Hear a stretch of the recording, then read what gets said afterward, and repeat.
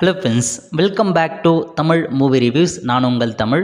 இன்றைக்கி நம்ம 2024 மலையாளத்தில் வெளியான வன்பிழை படத்தோட திரை விமர்சனம் பற்றி தான் பார்க்க போகிறோம். இந்த படம் உங்களுக்கு தந்தியோன் யூடியூப் சேனலில் தமிழ் டப் பண்ணி கொடுத்துருக்காங்க, பார்த்து என்ஜாய் பண்ணுங்கள்.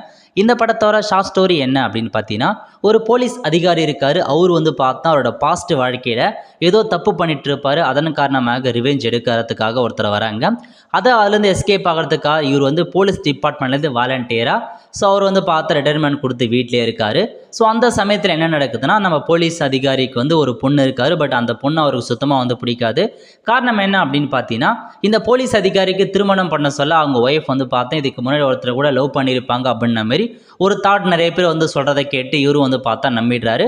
அதன் காரணமாக முக்கியமான இன்ஃபர்மேஷன், இவரோட குழந்தை 8 மாதத்தில் பிறகுது. அதனால இன்னும் அவருக்கு டவுட் ஆகி அவங்க ஒய்ஃப் பார்த்தா திட்டிகிட்டே இருப்பார். 8 மாதத்துக்குள்ளே பிறந்துச்சு, இது யாருக்கு பிறந்துச்சு, உங்கள் லவருக்கு தானே பிறந்துச்சுன மாதிரி திட்டிகிட்டே இருக்காரு. அதன் காரணமாக அவங்க ஒய்ஃப் பார்த்தா அந்த குழந்தைய அங்கேயே விட்டுட்டு வேற ஒருத்தர் கூட போயிடுறாங்க. ஸோ அதுலேருந்தே அந்த குழந்தையை பார்த்தாவே இவங்களுக்கு பிடிக்காது. பட் இவர் தான் நல்லா வளர்ப்பார். பட் இவருக்கு அந்த குழந்தையை சுத்தமாக பிடிக்காது. ஸோ இது ஒரு பக்கம் கதையாக போயிட்டுருக்கு. இன்னொரு கதை என்ன அப்படின்னு பார்த்தீங்கன்னா, இவர் பார்த்தா இதுக்கு முன்னாடி இன்னொரு ஃப்ளாஷ்பேக் போகும். அதாவது ஒரு பிளேஸில் ஏதோ ஒரு பிஆர் குரூப் அப்படின்ற ஒரு குரூப் ஒரு இடத்த ஆக்கிரமிப்பு பண்ண எங்கேயோ கட்டுறதுக்கு வருவாங்க.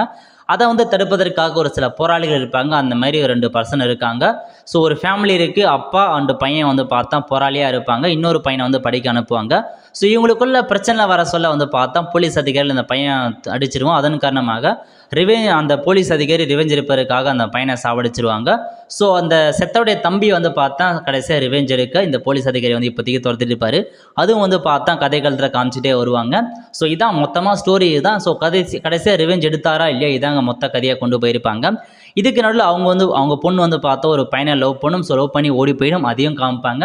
இந்த மாதிரி சுற்றி அந்த போலீஸ் அதிகாரியை சுற்றி தான் அந்த கதையை சுற்றி நகரும். ஸோ மொத்தம் 3 வகையான ஸ்டோரி அவருக்கு இருக்குது. ஒன்று அவரோட ஸ்டோரி, அதுக்கப்புறம் அவரோட பாஸ்ட் ஸ்டோரி, அதுக்கப்புறம் பார்த்தா அவர் ஒரு பையனை அடித்தார் பாருங்க, சாவடிச்சார் பாருங்க, அதுக்கான ஸ்டோரி, இப்போ கரண்ட்டாக இருக்க ஸ்டோரி, எல்லாமே சுற்றி கடைசியாக அவருக்கு என்ன ஆச்சு.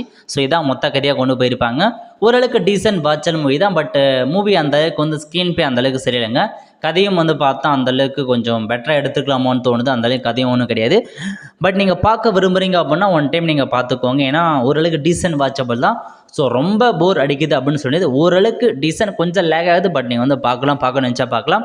ஸோ ஸ்லோ ரன்னப்பரான மூவி தான், பார்த்து என்ஜாய் பண்ணுங்கள். தமிழ் டப்பில் இருக்குது. ஓகே, ஸோ இதான் இந்த படத்தோட மொத்த ரிவ்யூ. இந்த படம் பிடிச்சவங்க லைக் பண்ணுங்கள். அடுத்து ஒரு நல்ல மூவி அப்டேட் சந்திப்போம். நன்றி, வணக்கம்.